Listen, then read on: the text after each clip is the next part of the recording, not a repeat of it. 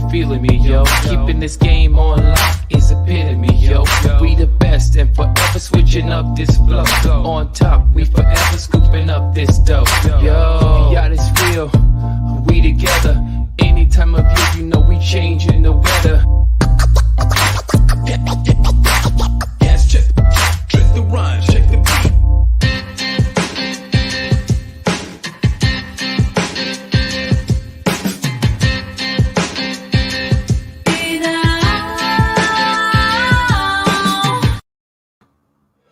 Good evening. It is Thursday, January 13th, 2022. I cannot get over the intro music. It's a very impactful beginning. It kind of raises the spirits, almost like a soundtrack or from an epic movie. Then we get a little hip hop in there, and then at the end, kind of just smooths it out. I absolutely love it. Other thing I love is doing podcasts, because all it seems that I'm doing these days is working, investing, sports betting, and doing podcasts. So we had a Sunday morning show, a Sunday night show, a Monday night show, a Wednesday night show, and 2 Thursday night shows. And the only other person I know that can keep up this schedule is the King Michael. So here he is, another night, the two of us taking care of another sport for you, another income opportunity. King, how are you doing? I'm doing good, holding it down. My picks last time on basketball are absolutely horrendous, but when you have one of those offers, it's like meant to be. So, like they say, it's harder to go 0-7 than it is to go 7-0. And I've never gone 0-7, and I can't say I never have. I haven't in like forever. So it was kind of humbling, and it was kind of a fun feeling. It just reset me with basketball. But I'll tell you what, I still stick to the same theories I have, because a couple of nights after that, things are happening just the way that I'm seeing them. Like, basketball to me is like, who's healthy, but then what is the system? And I'm having a good time with basketball. I mean, we're doing we did an extra paranormal podcast. I literally did not know what tonight was because of that. I'm being honest. I was like, what night is what? And then it's this. And then it seems like we have like a basketball curse. It seems if you come on the basketball show, you disappear. Exactly. I told you that the podcast is starting to blur. The paranormal is leaking. It's leaking into everything. Like, I could see the veil's getting thinner. Big Stu. I don't know. He's in a vortex somewhere. The coach. We haven't seen Coach in a little while. He popped up last week, but we don't know what he's up to yet. Brother Ray, I don't even know if Brother Ray ever existed. I kind of feel like the kid in The Sixth Sense, when I was talking to Bruce Willis the whole show and he never existed. That's how I kind of feel with Brother Ray. He's kind of like we're really close to this becoming like a Ben and Jerry's type thing. I mean, even Ben and Jerry's has flavors. We're dangerous. We're straddling that. Yeah, dangerously close. Exactly. But look, if I had to pick two people, I don't want to say it this way, but I'm going to have to. If there was a draft, I think we'd go 1 and 2. So yeah, I mean, for this kind of stuff, it's not like I don't know basketball. I do, and it's not like I don't know football. I do. It's not like I don't know wrestling. I actually do. And paranormal, I know nothing about, which actually helps me with it. Yeah, there you go. So, okay, so let's face up to that 0-7. So Monday night, we got a little cocky, I think. We were talking about how easy it is to do. And how gambling gods, fantasy gods, they're all the same. As soon as you get too close to the sun, your wings melt off and you come crashing down. And that 0-7 kind of humbled us. But there is good news. So on Tuesday night, I went 2-0. And on Wednesday night, I just checked. I'm at 5-4. So 7-11 for the week. Not great. Obviously, it's a losing record, but I'd rather only be down 4 units than 7 units. So we're making a little bit of a comeback tonight. I put in a bunch of props already. I'll read you the props I put in just to get your opinion. And we got 2 games that are tipping off in about 20 minutes. So we'll spend a little time on those games, and then I'll let you know about the props that I already put in. All right. All right, so let me switch. Let me get over to my basketball lines here.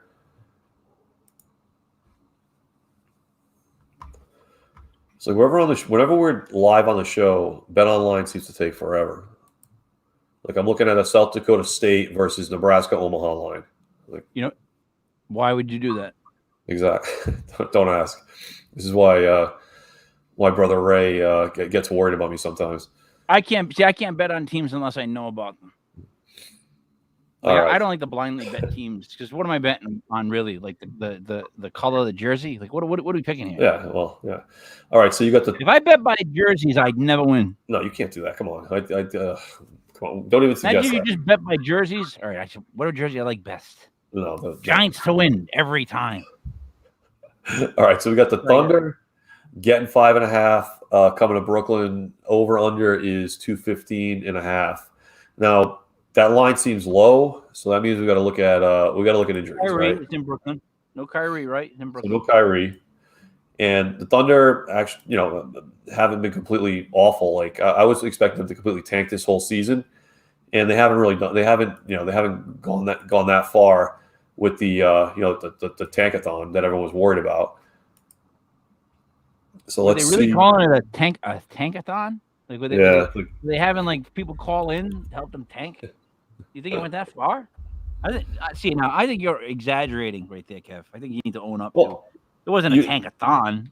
Well, did they run out of 2K for it and collect it? Have kids collect it outside Stop and Shop? Because if they didn't, I don't think you put a thon at the end of it. Sorry.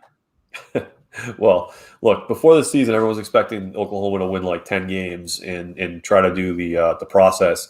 And there was a lot of angst about it, like which I don't understand. Because it's kind of like the integrity of basketball is being called into question. And it's like, look, everyone saw Philly do it, other teams do it, Houston, so on and so forth. So give them a break. But they're not losing. They're not losing at that rate. So again, so they're only getting 5.5 going into Brooklyn. Let's see.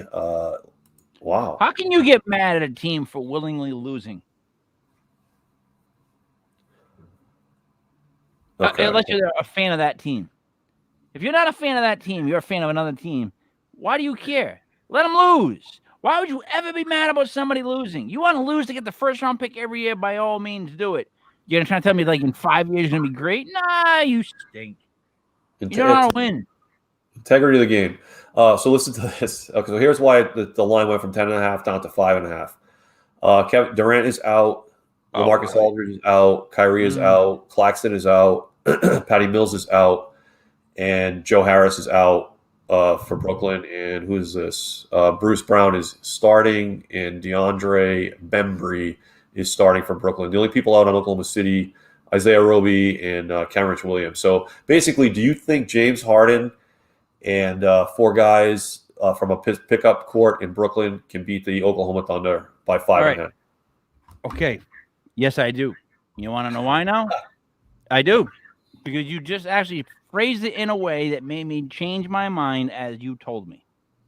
Do I think James Harden, with 4 guys I don't know, could beat the Oklahoma City Thunder? Boy, would he. There's an organization that he would love to beat tonight on his own. He hates that organization. That's another organization he's got on his hit list. So do I think he could do it? Yeah. He's that kind of douche. I wish I got a thing there right now that went, woo, woo, woo, on the screen. Like, douche, douche, douche, douche, douche. We couldn't stop it, and I had to hit a button. But that's the douche factor right there. So, yes, now it's take the Nets -5.5 at home for what's his face to drop almost 50, and he's gonna do the old eating it, the feed me thing, this thing. He's gonna have them all broken out hard tonight. That's I always hated that one. That's freaking hilarious. Actually, that's really funny. All right, so yeah, see. Now, the thing that sucks is we could have looked at if we had hit this before all those were announced, we could have hit the Thunder getting 10. But look, the Thunder are 0-5 in their last 5 games. Their net rating is -11, basically. The Thunder is -10 for the whole game? What? Did you say we could have got the Thunder for -10? Yeah. No, +10. We could have got Thunder for +10. How? before all the injury the inactives were announced. It started at -10. It started at Brooklyn -10.5, and now it's down to -5.5. Yeah. Wow. All right. All right. So going Brooklyn. He still might cover 10.5. Harden. Yeah, fucking All pistol tonight. Oh my god. All right. So here's the other one. We got the Blazers going to Denver. The Blazers are getting 11.5 points. Now Lillard's out. He had surgery on his abdomen. He's going to be out for at least 6 weeks. CJ still out. Blazers are the Blazers, doing Portland things. Powell is out. Larry Nance Jr. is out. Anthony Simmons is out. CJ McCollum is out. Cody Zeller out. And as I mentioned already, Dame is out. And on Denver, Will Barton is supposed to play. Michael Green, questionable. Bol coming back to Denver because he failed his physical for that trade. So Denver's got most of their squad. And Portland's got pretty much no one. Now the question is, can Denver win by 11.5? Do me a favor. I want you to do something for me. Mentally picture this. I want you to picture the Blazers jersey, the Nuggets jersey. I want you to picture the two jerseys right next to each other, right? And then the basketball. You can see a basketball and those two jerseys. Now, are you happy about basketball? Picturing these two jerseys? Because I'm not. I'm bored. They're boring. The Blazers Nuggets is one of the most boring matchups I can think of. Think about that for a second. I mean, I'm being serious. The Blazers Nuggets. I don't expect any greatness out of that at all. I just don't. No. That's not an inspiring matchup to begin with. And I think the Nuggets are much better, but I like Bol. I thought that, I still think that if they develop that kid, because he's got physical, he gets hurt. That's what the issue is. But he's definitely better than his dad was. Jesus Christ. He's he can drill and whatnot. His dad was could barely run. His dad was what, 7'6.5", 7'7", something like that? He could barely run.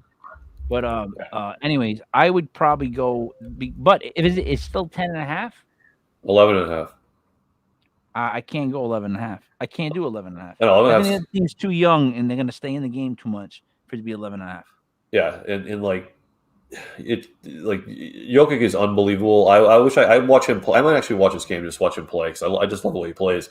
But is he going to have the will to friggin' blow out Portland?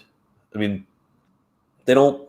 Yeah, I can't go. It's a boring game. You know what I say? He might even get bored. But Jokic might just be timeout, and they'll be ESPN cameras come in and they're like, "What's the matter? You hurt? No. What's the matter? What is it? What is he? I'm just bored. I'm bored. Anybody got a circle by with the words, those cross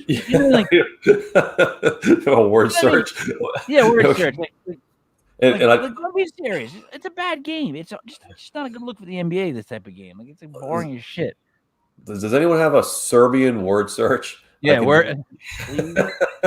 he'd send his brothers out. They'd be out in the tracksuits, in the chains, trying to find shaking down convenience stores to find a Serbian word search. Awesome. All right, so we're gonna go. We're gonna go Portland. These are two very uninspired picks. I have to say. I bet you they coming through. I bet you they come in though. There's a little bit of logic behind them. Yeah. Well, it's a lot of points right there for Denver, and the flip side of the other game was, it's James Harden.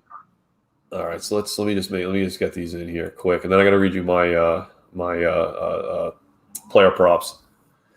I hope it was a James Harden prop.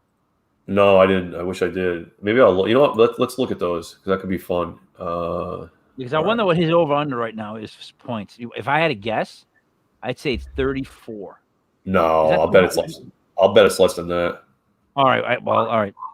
I expect him to score 40. So, all right. It's 20. That might be, at least 24. How about that? That's high enough. That could be a good opportunity, though. If it's 24, you take it in a heartbeat. He's scoring more than 24 points. Well, we got this. We got the Portland bet in here first. Then we go to props, because if that could be actually pretty fun, especially to watch, because it's 10 o'clock. It's the only 10 o'clock game. You got to understand basketball to bet basketball. You got to understand situations too. Sometimes, you got to figure when you find what his over under is, you got to understand. Without Durant, without Kyrie, do you think James is going to pass it back once he catches it? No, for real. It's funny, but it's true. It's James Harden. You know how he goes. Dude, he's gonna have so many shot attempts. Oh my God, the shot attempts. And the funniest thing, oh, what the hell? I can't get player props on this. Come on. The funniest thing about it is, we play basketball with people. It works this way at every level. There's certain people you can't ask for the ball back. If they don't want to give it back, they don't have to give it back. Right? You know what I mean? Mm-hmm. It's not like even like football, it's 11 people, no matter how, unless you're like a Kyler Murray in high school, it's tough. You still need 11 guys. In basketball, if James Harden decides he's not going to pass it back to you, you can't really complain. What are you going to do? Can I tell you something though about basketball? Here's what I've learned in my many years of coaching and other stuff like that. And I wanted to actually bring something up to you. But anyways, I've learned that the basketball players that excel, you have to just not pass it. Like, you have to assume that you're the guy that's going to shoot. Like, you have to have at least a couple games in a row where you either succeed or you tank. And you know what? No, seriously, that's the only way to go out the way it is now, because they're quick. Everything and every team's constantly got like these D-League players for days. There's a lot of talent. You're constantly competing for your spot. So it's just like, you better just act like you're taking the last shot. The thing with Harden is he's got seniority and the beard and the commercials and all that other stuff where they dare not get on his bad side. This becomes political. They'll feed him the ball all night. Yeah. Or he'll just keep it. And I'm going to what you just said is going to come up with one of the props. So, all right. So Harden's over under for points is 30.5. So you were closer than me on that. That's wow. Really? Yeah. That's really high for like a guy in a game, I think. Yeah. It really is. It's 30.5. I didn't expect it to be that high. He's going to score more than that. He has to. Let's look at points, rebounds, and assists. Well, it'll probably be like 41. And I don't know I might be more confident with just the points, because like you said, he's not passing it back. No, but that's a lot of points. That is a lot of points. I'll go with 30.5. Yeah. Wow. His points, rebounds, and assists is over 50.5. They think he's going to get a combination of 20 rebounds and assists? No, yeah, it can't be. It is. It's 50. I'm going to go the under on that. You think he's going to go 10, 10, and 30? 30, 10, 30, probably like 14, 6 with assists being the 14. Kev, I would not touch that, man. He's going to go 40-something. Yeah. Like 6 and 8 or something dumb like that. Watch. Like, all right, so we're going hard. The bet right there is the 30, because look what Vegas thinks the ball's gonna go through his hands. How many times? Like, they have it going through his hands for 50 things. Like, yeah, they know he's gonna have the ball every fucking possession. Like, choose my French again, but there it is. Like, so he's gonna have the ball every possession. They're calling it right now. They're just telling you he is by having that 50. All right, so you want to go over the 30.5? Yeah, don't you think? Like, if they think he's gonna have 50 touches overall, that's the over under. Yeah, 50 measurable things. Yeah. All right, cool. Let's do it. What the fuck? All right. So now here's the other ones. Well, this is unfortunately I gotta let this one process before. All right, but I bet. Come on, guys, because the game that's the really good game tonight is Golden State. I believe they're playing. Memphis. Come on, guys, process. I think Golden State's playing Memphis. Yeah. And actually, hold on here. Why am I having such a problem? My machine is like moving really, really slow. Well, you're still calling it a machine. It's Golden State, Milwaukee. It's Golden State, Milwaukee. So Steph, Draymond is out. Steph has not had a lot of monster games. So I went on Steph for 3-pointers. Let me see. So I went him for points, rebounds, and assists over 39.5 for Steph. And then I went Steph over 4.5 3-pointers. Again, this is against Milwaukee in Milwaukee. So any opinion on those? Is Klay playing? Yeah, Klay's playing. And they pretty much have his minutes capped at 20. All right.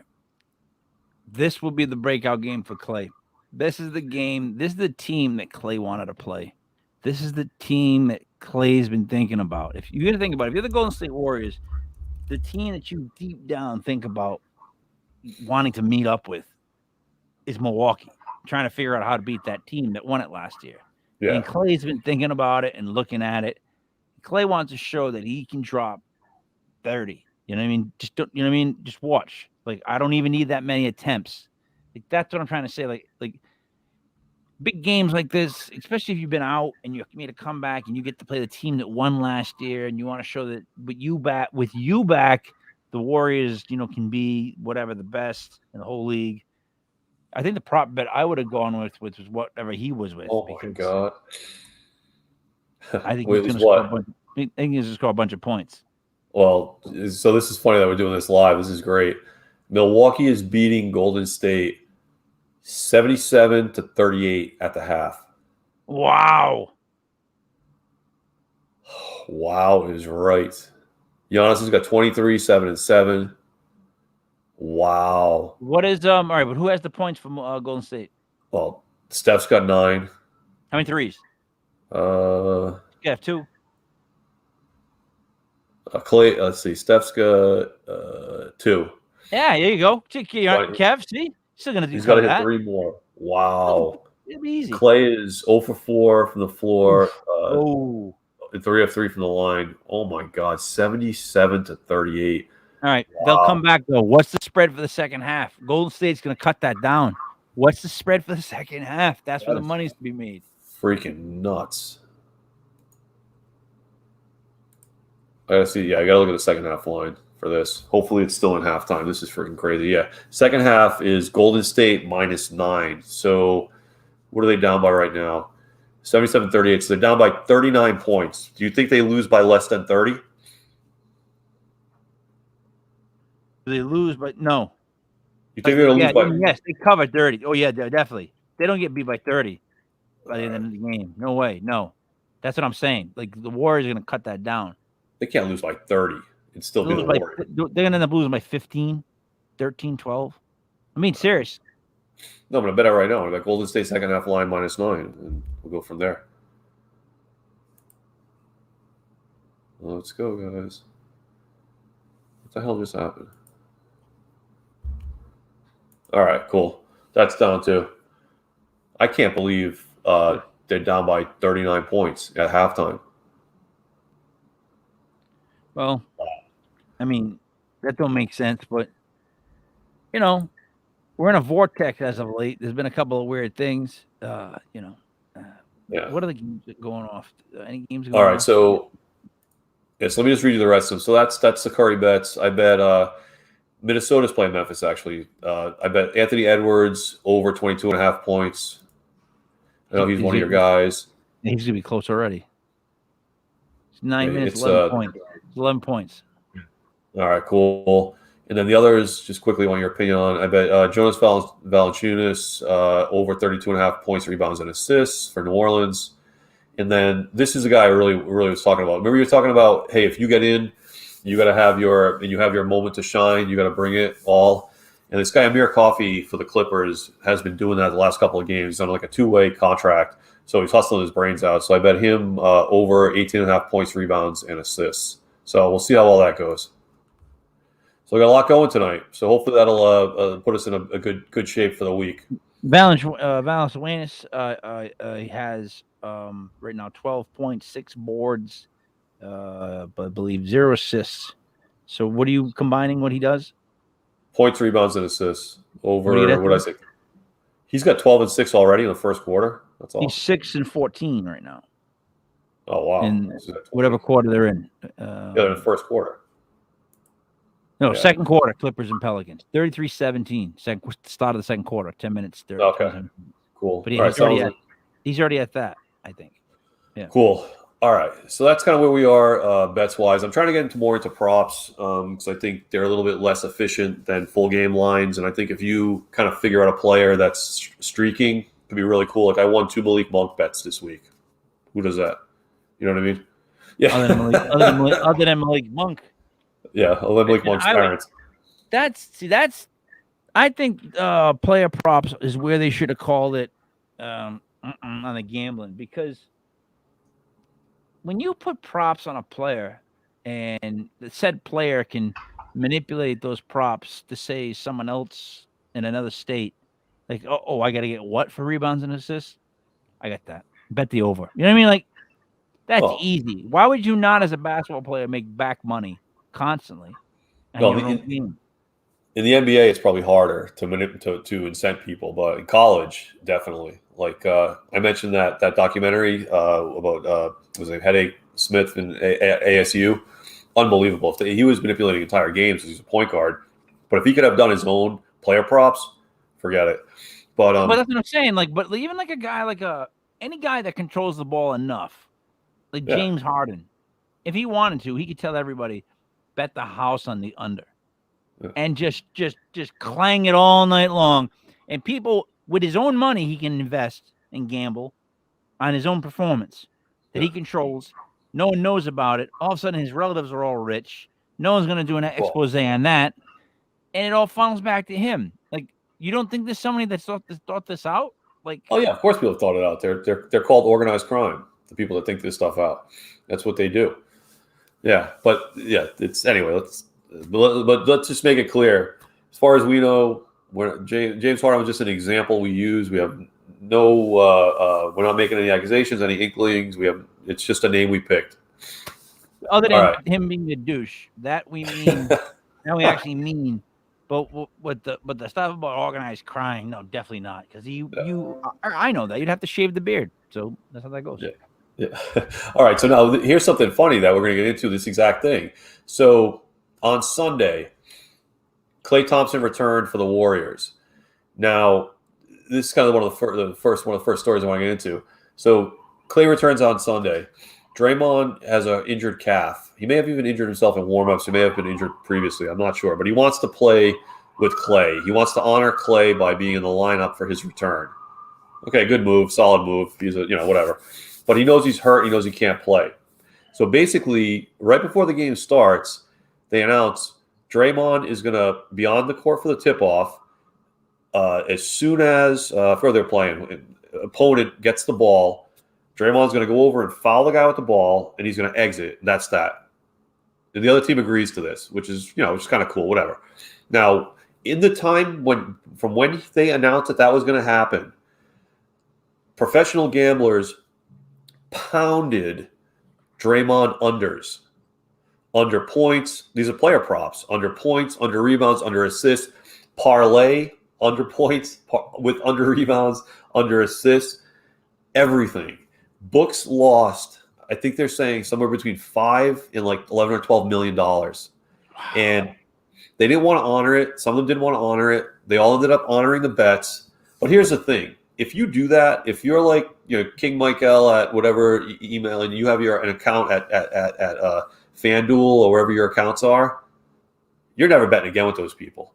They will you will be iced out, and they don't just ice your login out. They ice your IP. They have ways to track you that you won't believe. You're iced out because you got greedy. You probably shouldn't have done the parlays. Maybe you hit it under points. No one's really going to care. But when you tie together $1,000 3-bet parlay on Draymond unders, and you win it, they'll pay you, but you're not going to bet anymore. Wait a minute, but you just said something like you shouldn't have done it maybe because you agree. What the fuck are you talking about? What do you mean I shouldn't have done it? Well, it's all they would do it to me. It's completely legal. Yeah, but I haven't heard one illegal thing yet. If you've got, that's what I'm saying. So fuck the books. But you're not going to bet anymore. That was your last bet. I'll bet through someone else. Well, that's easy. That's easier said than done. Kev, I'm telling you, I'll set up a dummy account with somebody. They'll be in on the books. I'll pay them. Things happen. I know.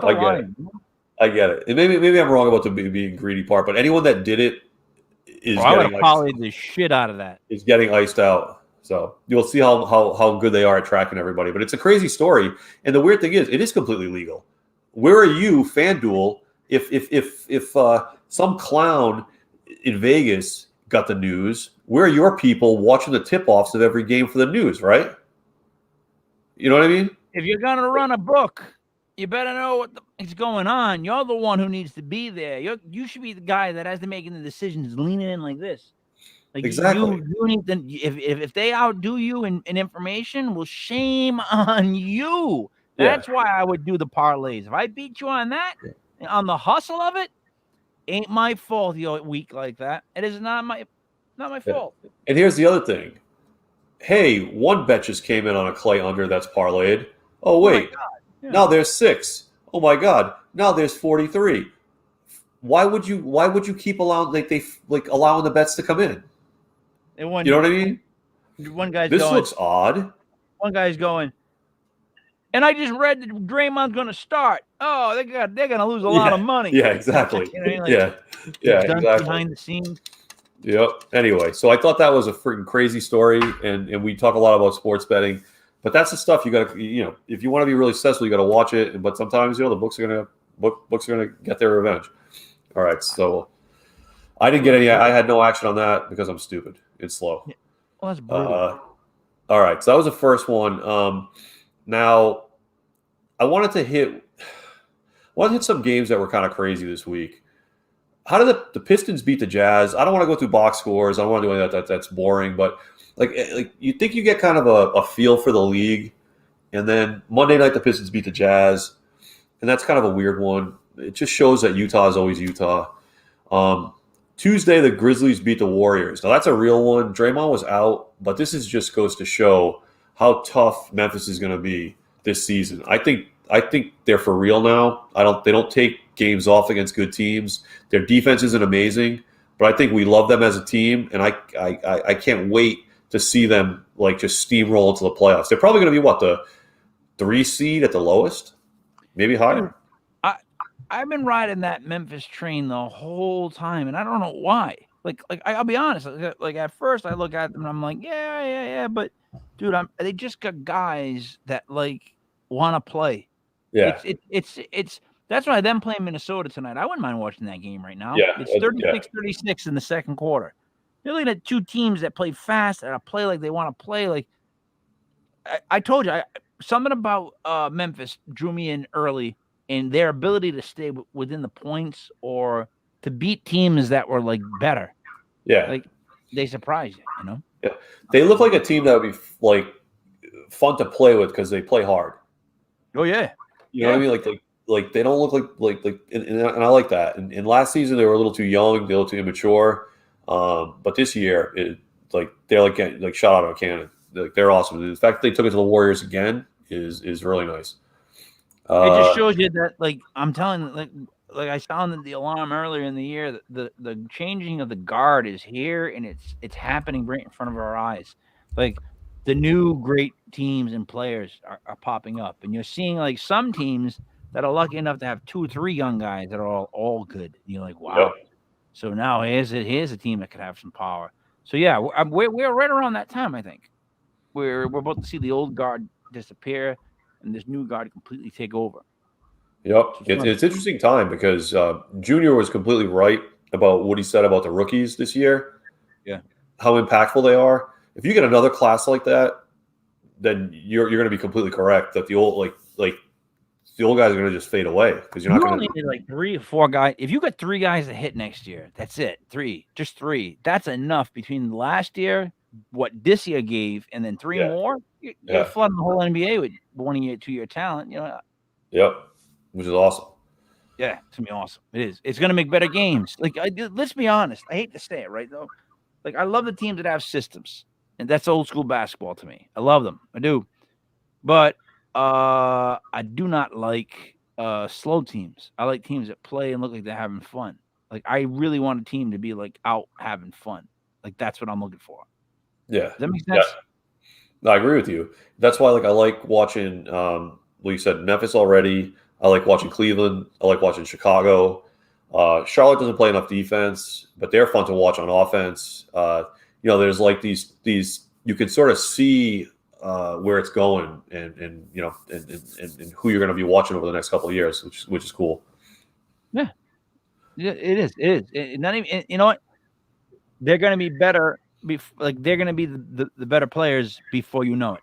It's very close. Like you're not going to even realize it, and you're going to be like, "Oh, I didn't realize these are the guys. These are the best ones." Yep. Yeah. Yeah. Exactly. This isn't young guys, but I still want to note it.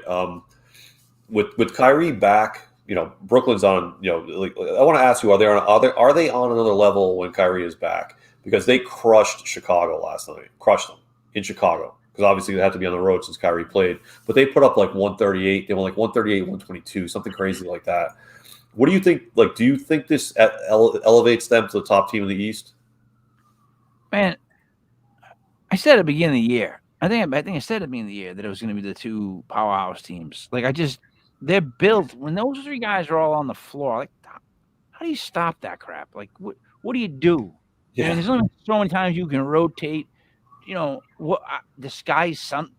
There's nothing you can do. When he's on the floor, and the worst part is, right, for him, this is actually beneficial. He's extremely well rested when he plays. He can go a whole game when he plays, right? He's not tired at all. He's probably still playing, shooting around. His type of game, he's still got it at this point. He's the dribbling and all that stuff. Just keeping his wind is all he's got to do.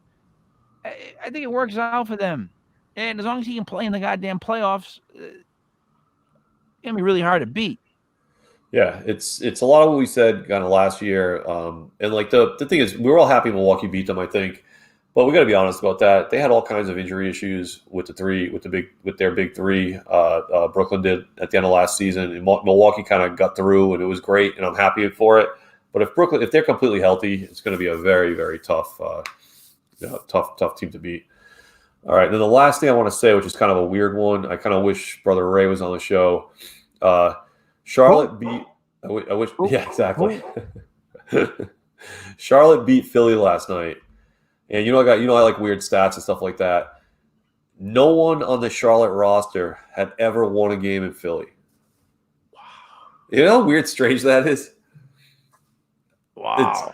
And I have to double check it, but I other people I heard it from somewhere else, but so I kind of believe it's true. But isn't that nuts? Yeah, that is the odds, the probability on that is crazy because of where they're all from. Yeah, exactly. It's not like it shows you the roster that the Charlotte Hornets have. Yep, that was the other thing. Yeah. So that's that. That's in terms of relevant games for the week that I wanted to bring up. A couple of other kind of big stories, and we got to talk about that again. I wish Brother Ray was on, but I got to ask this question: Are the Sixers serious about trading Ben Simmons? Because now they're saying Maxey has to be a part of the deal. Now, no, it's not Maxey. Sorry, Tobias Harris. I think it's Tobias Harris has to be part of the deal. He's got like a $33 million contract, 36, something crazy like that. Ben Simmons has a $30+ million contract. Like, are they serious about doing a deal? Like, the trade deadline is February 10th. It's January 13th. In less than a month. Like, what the hell's going on there? Just when I thought they were starting to make sense as an organization by doing what they did with Ben Simmons the first time, they turn and they start to do this bullshit. Now, what I can't understand is this. You want to get rid of him, right? You want to get rid of him. Like, the goal is to get rid of him, right? Okay, so making it appealing. When you sell something, you don't throw shit on it and then tell somebody to try to buy it. You shine that thing up, make it look nice, you sell it. You're trying to get rid of Ben Simmons. Don't go throwing in Tobias Harris and his gigantic bloated contract when you're trying to trade away a guy who's got a mental block, who can't shoot an open jumper, who can't shoot a free throw, and already has a bloated contract. So I don't think they know what they're doing. It's from the city of, and I'm wearing it intentionally, Philadelphia. Only great thing that ever come out of there was Rocky Balboa. And he's a Joe fake Frazier. person. And he's Joe Frazier. Well, Joe Frazier, obviously, yeah. But this is what there's a lot of questions, right? When you're like these lateral thinking interview questions, they say, hey, King Mike, your uncle died and they left you an oil tanker. How much you try to sell it for? And they're supposed to get you to think through it all. But the first question on how much you sell something for, how much are people willing to pay for it? Right? That's the thing that matters the most. You could say, by my math, this thing is worth $100 million, and all your offers are at $40 million. So your math doesn't matter. This is what the Ben Simmons thing is. Like, Morey thinks he's holding onto a bag of diamonds, and he thinks he's going to get a bag of diamonds back when if he's got a damaged asset, and if this gets past February 10th, they're going to have gotten nothing out of him for a year. They're going to have wasted a year of Embiid's prime. Like, he's not a bag of diamonds anymore. He's a bag of shit, basically, in terms of trade value. And now he's trying to attach another bag of shit to it. What's going on? What are they trying to do? I like I said, I don't think they know what they're doing. You can't expect to trade Ben Simmons and win the trade. Like, that's already out. So you shouldn't be thinking with that train of thought. You should be thinking, what's the best we can recoup? If you thought that way, they would already have traded him, and they'd be on much better course right now. But they're thinking about how can we win a trade. You can't win a trade when you have a damaged good that you're trying to trade as if it's not damaged, and people have seen it damaged on national TV. You don't have that ground to stand on. Exactly.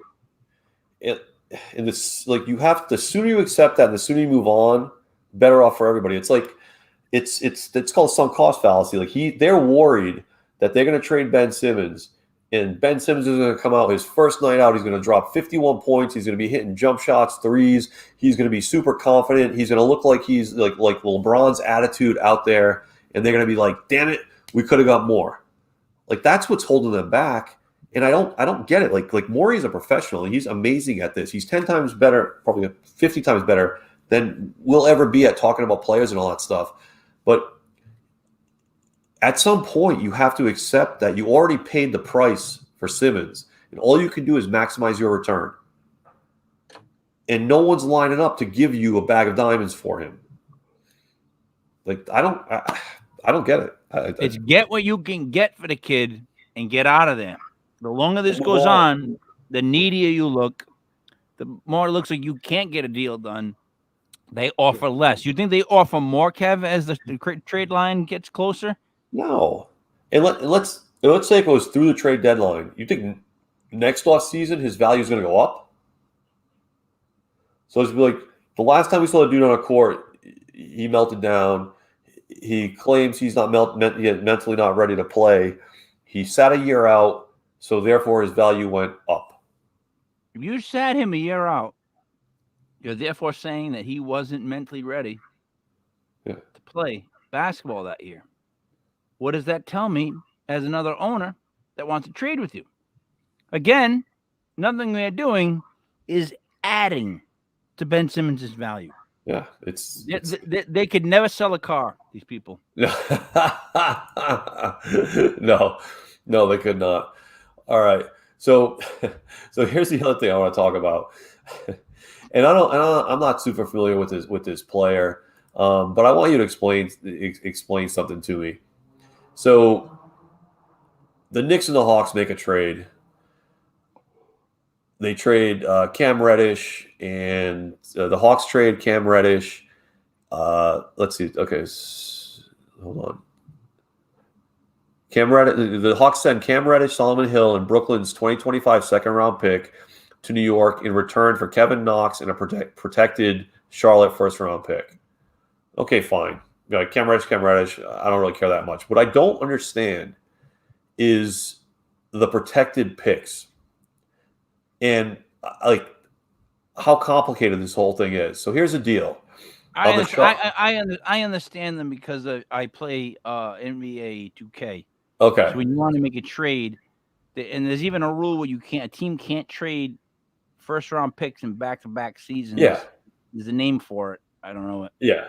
It's some GM's name. It's the guy who it's the Brooklyn GM that Danny Ainge fleeced for Garnett and Paul Pierce. But listen to this. Go ahead. I know. Go ahead. Explain protected because I know what it is. It's awful. Go ahead. Yeah. So okay, the details of the Charlotte pick are important. It's a top 18 protected pick this season with the protection. Explain what you just said. Top 18. I know what that means. So if Charlotte picks in the top 18. then the pick doesn't. Then let me see who got it. Then Atlanta doesn't get the pick yet. They have to wait another year, right? Yep. So now in 2023, it's a top 16 pick. So if Charlotte doesn't finish in the top 16 in 2023, Atlanta gets no pick. It's top 14 in 2024, and then in 2025, it's top 14 in 24 and 25, and then it becomes 2 seconds if not conveyed by 2025. So here's my question. Who defines the parameters on these protected picks? Because that's nuts. When I trade with you, can I define all that criteria, or does each team get a certain type of a number and type of protected picks? Like in other words, how many can you trade? Picks can be protected, top whatever. Yeah, like does every team have a pick that's protected that way, or is it part of the negotiation? You know what I mean? Like some picks are top 3 protected. That's the most complicated one I've heard, and this is all done to protect GMs from themselves because they give me a freaking break. Yeah, it's done to help the weaker teams in the league compete, so they don't make stupid deals. Yep. Come on. No, I know it is. That's really what it's. I mean, that's really what it. I mean, Kev, the NBA. All right. Let me ask you something. Has the MLB ever come out with the W MLB? Have they ever done that? No, Kev, they don't. Has football ever come out with the WNFL? Like all women playing football, hitting each other? Nope, never did it. No. Name another sport other than basketball. Because other than basketball, the NBA, hockey. They're the only geniuses to attach the WNBA to their name. So, do they make smart decisions? No. They blow so much money. Like, it's, to me, when they say that the NBA is run so well, I think the NBA is so worried with appeasing people and just making everyone happy and not ever, like, they put the weirdest slogans on their courts, and now they're letting players like LeBron wear Wish. Like, that's their sponsor, which is a Chinese, like, that Chinese warehouse that sells crap. It just sounds all these, like, ooh, yeah, it's all garbage. Slinky from Wish.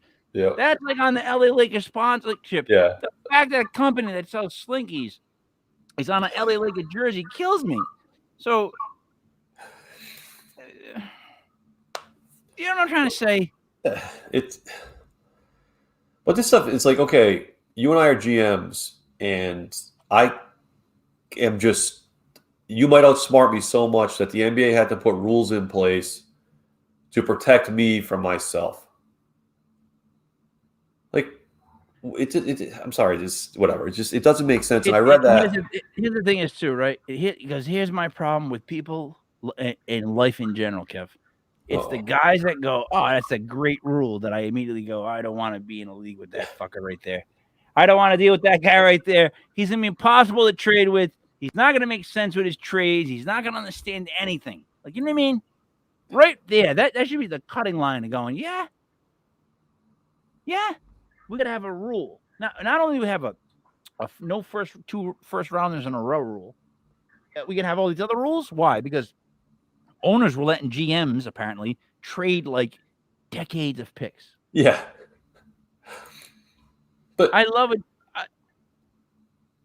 I don't. So it's like, look, I know the NBA was once fueled solely by Coke, and I do not mean the soda, but I don't get all these rash decisions that they made throughout the years and how the game advanced. And to where it is now. To where it is now, you're watching a game where it's not about the coaches almost mean nothing. How about that? I keep saying that, but no one wants to listen to me. Look, most NBA coaches, they're not even coaching. They're just guys who know how to like handle personalities, and they're just trying to run systems, trying to convince people to run systems, because nowhere, no league is it where the players have this much control. No. Not a single league, not even tennis players, and it's just them, have this much control over stuff than the NBA elite.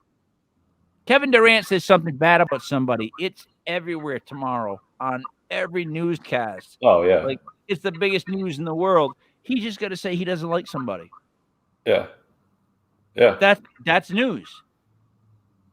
James Harden can say that, like, I went to see the new Spider-Man. It was the worst movie I've ever seen. I felt like they should have had what's the young kid that plays Spider-Man, the new one? Tobey Maguire? No. It's in the new reality. It's in the cartoons. It's the first Black Spider-Man, but they refer to him. And that's when they say it would be cool if there was a Black Spider-Man, and he's like, yeah, because there is one. Pedro. I'm gonna ruin his name. Miles Morales. So my point is, it's just like complaining that like Miles Morales wasn't included in the movie. Like, you know what I mean? It's complaining about something for the sake of complaining about it. Like, you're reaching so far. You're looking for something so minute to complain about, and that's basically what they are. They can pick the most minute detail about a movie, talk about it, and we'll talk about it for at least a day or so, and Twitter will be all abuzz, right? They can be like, I hate Kool-Aid. And be like, oh no, so-and-so hates Kool-Aid, or I hate Mountain Dew, or I hate never use Lysol. It's bad for you. Like, remember when what's his name, Marbury was putting globs of Vaseline down his throat? You remember when Marbury had the breakdown on YouTube, and he was posting all these videos where he was like, looked like he was losing his mind, and one of them he was talking about something. And he was taking globs of Vaseline, swallowing it because he had a sore throat. What? Yeah. Oh, yeah. No, Marbury went crazy. See, Kev, you don't watch the great things like that. Or have you watched, what's his face? The guy, Kwame Brown, with all the backlash he had on that one guy that on Stephen A. Smith. If you watch him and all the barbershots, Kwame Brown talking about, like, fuck Stephen A. Smith and here's what really happened and all this shit. Love it. That's the stuff that I watch. That's the stuff that I want to see. I want to know. Well, the thing with the NBA is it's not a look, all sports are entertainment. But I think the NBA is probably the furthest along the curve of like personality and lifestyle, because it's not like tennis, like you said. It's not one-on-one. But it is only 5-on-5, and there's just these unwritten rules about the regular season and all that stuff, and the money is just so big. Like, how do you expect a coach to corral all that stuff in? How do you unless you get some players that have that bring a certain culture, discipline and defense and all that, it's you don't really have a good shot at getting an organization that's solid. You know what my problem is? I'll tell you what my problem is personally. I have never listened to a pro athlete on any topic. I have never had a pro athlete tell me one thing, or even if he agrees with what I'm saying, that I ever go, yeah, I'm going to agree with him. Yeah. I honest to God, you know what? I just think, well, you're an athlete. So that's what I'm going to keep you as in my head. So you start saying stuff that's non-athletic. No, I'm not going to go to you for that. I'm just being honest. Like, athletes are athletes. And like, if you take all the smart stuff that's been said by athletes over time and all the ridiculously stupid stuff that's been said over time, the percentage is ridiculous. It's more stupid than anything. So if they get upset that we assume that what they're saying is stupid, and this is any sport, then it's their fault. Dude, come on. There's a lot of stupid people out there, Yeah. They're stupid, and they can be athletic. So you get athletic, stupid people. Plus, if you get coddled as an athlete your whole way through high school and college, you don't know anything. Oh, forget it. LeBron has probably never like given a $20 bill to somebody and then waited for change. They must have been back bills, and he must be like, I gave you one, and you gave me like 4 or 5 back. I think you made a mistake. All right, look, I do want to end with the Lakers because we have to. It's the halfway point of the season. I think they're 20-21. They lost to the Kings last night. There's obviously a lot of problems. Anthony Davis is out, and we got to do it again. Here's what I want to know.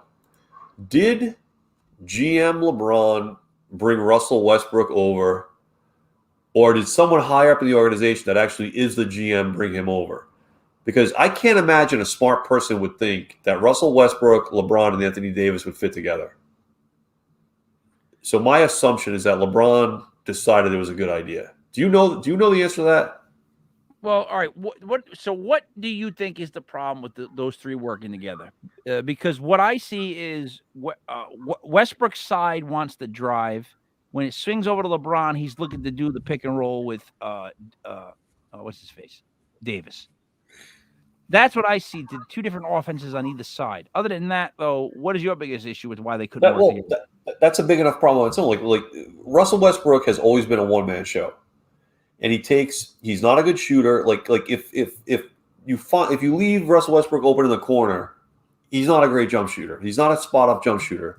He's like a force of nature. He's like a tornado. He does all these crazy things, but I don't know how that fits in with LeBron's world because Westbrook needs the ball a ton. He's not efficient. He's an inefficient scorer, and LeBron needs the whole offense to run through him because he is actually very good at basketball. We hate on him all the time. He's amazing at basketball. He's like a basketball savant.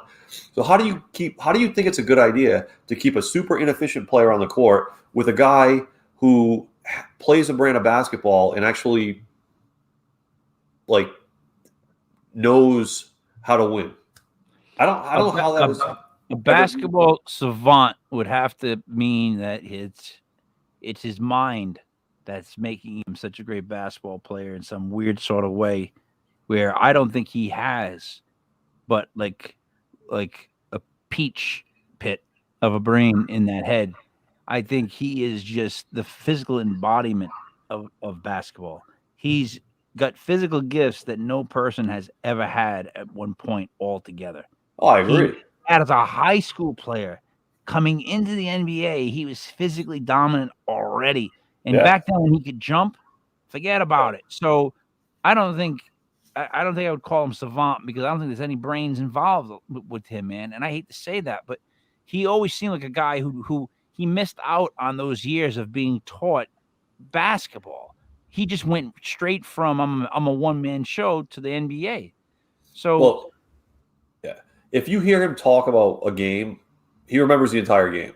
Like he remembers, if a reporter says, "Well, what happened in the third quarter? This happened." He's like, "Oh yeah, so it came up and I passed it to AD and it came back out and blah blah blah blah."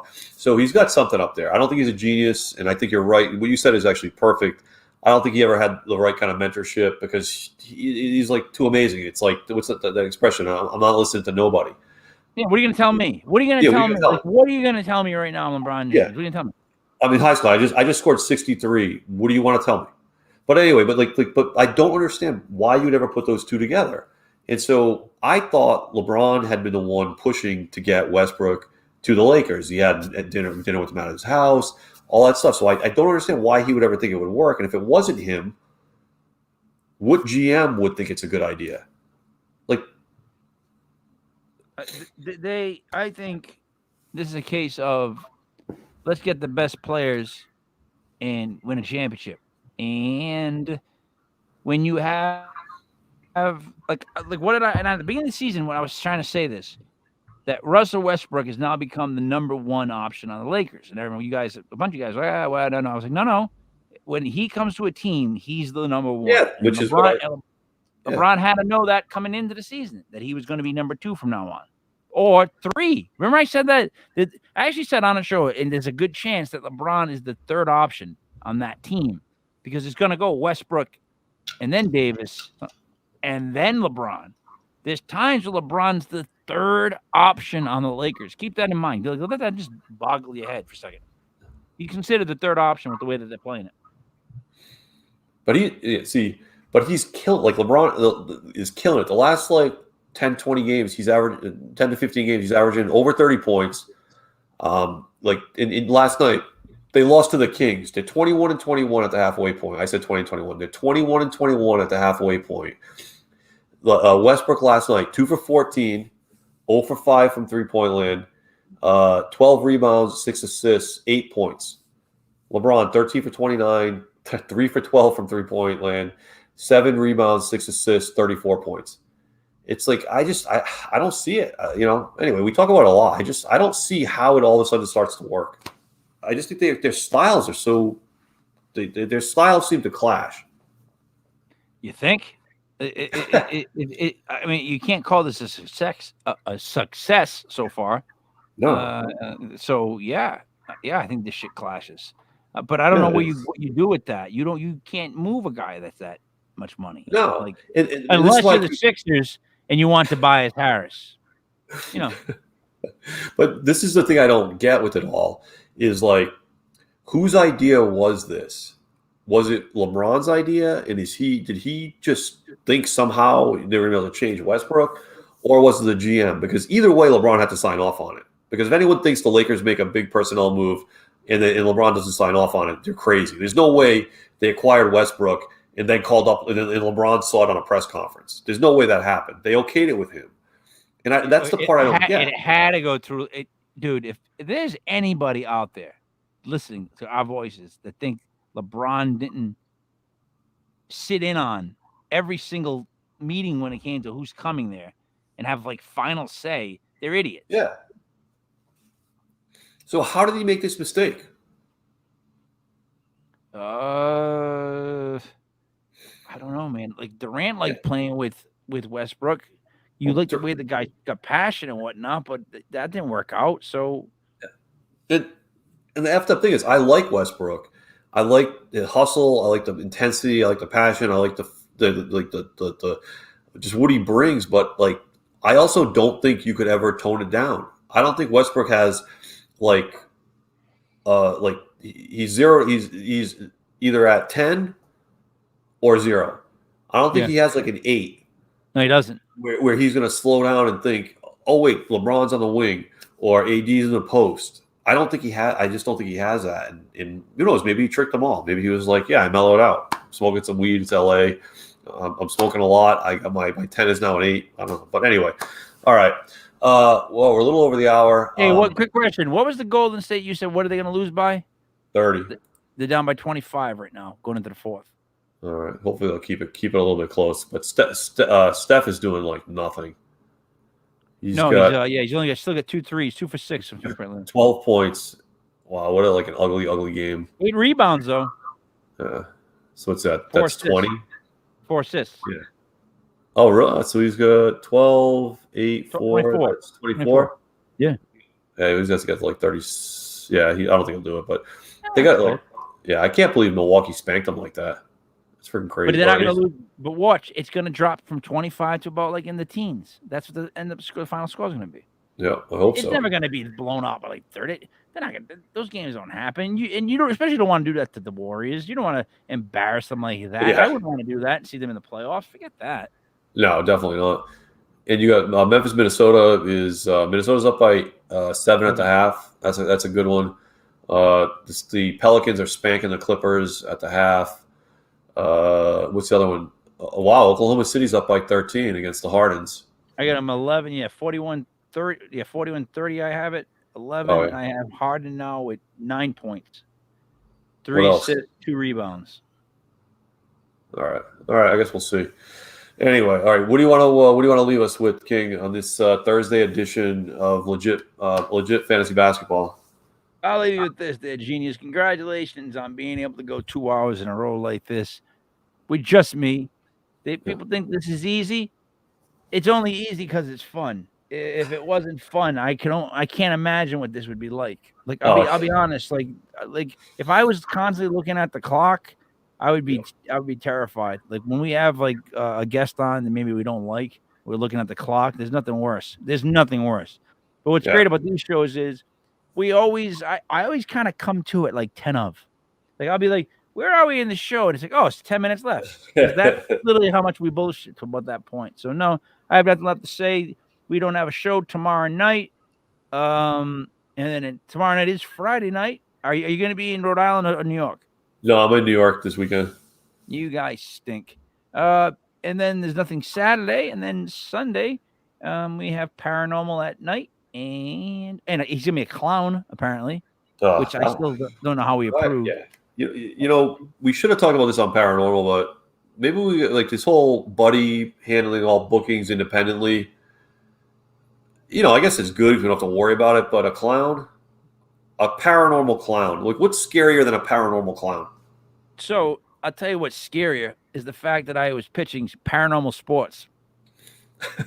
Now No, that would be great because we would bring up jinxes. We would bring up like legends. We would bring up like the past and like things we think don't go right. Douchebag factors. Anything that's not quite a real stat, Kev, would be considered paranormal. All right. Here's the biggest one for me. The biggest one off the top of my head.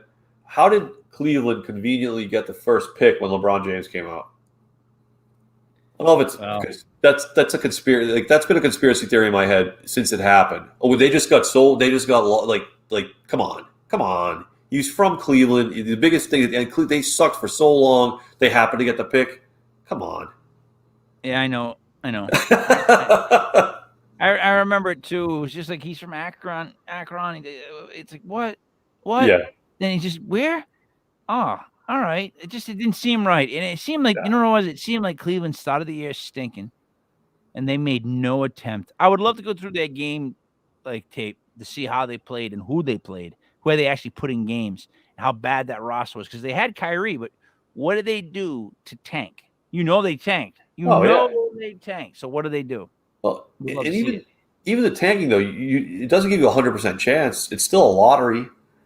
It just I don't know. It all seemed anyway. So that would be one of my. No. The lottery. Don't Kev. Between the Lakers winning the lottery at times, the Cavs conveniently winning that one, to all the other ones, don't think that lottery's not fixed. Christ Almighty, that's to me the biggest fix in all of sports is the NBA lottery.